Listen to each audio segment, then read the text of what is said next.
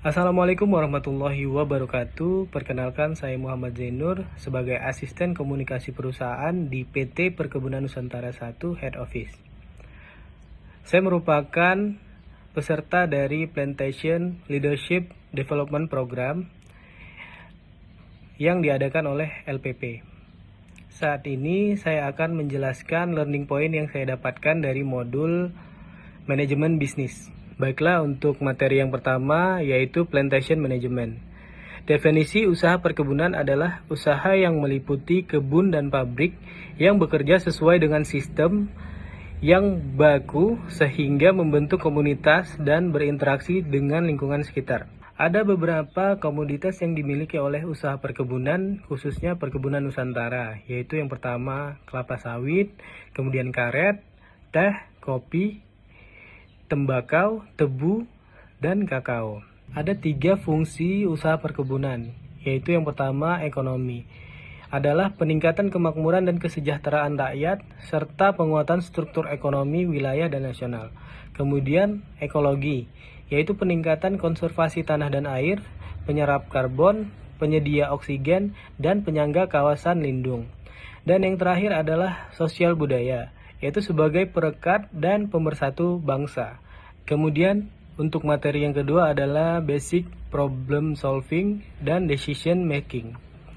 Untuk learning point yang pertama adalah problem solving, yaitu ada 4 step problem solving. Yang pertama, masalah, yaitu kita harus memetakan daftar permasalahan secara spesifik dan memetakan juga prioritas masalah yang ada. Selanjutnya yaitu sebab.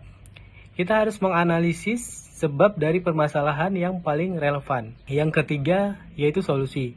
Kita harus membuat alternatif solusi dan memilih solusi yang terbaik dari beberapa alternatif solusi tersebut. Kemudian yang terakhir, rencana tindakan dan persoalan yang potensial. Itu kita harus merencanakan tindakan apa yang akan kita lakukan terhadap solusi terbaik yang telah dipilih. Kemudian kita harus menganalisis persoalan-persoalan yang potensial yang akan muncul setelah rencana tindakan tersebut dilakukan. Kemudian untuk learning point selanjutnya yaitu decision making. Ada 3 decision making. Yang pertama, rational decision making, yaitu jenis pengambilan keputusan di mana pilihan bersifat logis dan konsisten serta memaksimalkan nilai dalam batasan-batasan yang spesifik. Kemudian ada bounded rationality, yaitu pengambilan keputusan yang rasional dengan model yang disederhanakan dengan mengeluarkan hal-hal esensi dari masalah tanpa menangkap semua kompleksitasnya.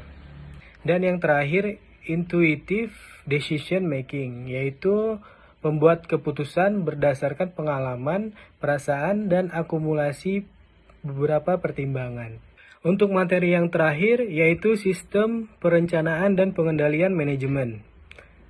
Definisi sistem perencanaan dan pengendalian manajemen adalah suatu sistem terintegrasi antara perencanaan, proses, strategi, penganggaran, pencatatan, pertanggungjawaban, dan menjalankan organisasi agar perusahaan dapat mencapai tujuan secara efektif dan efisien.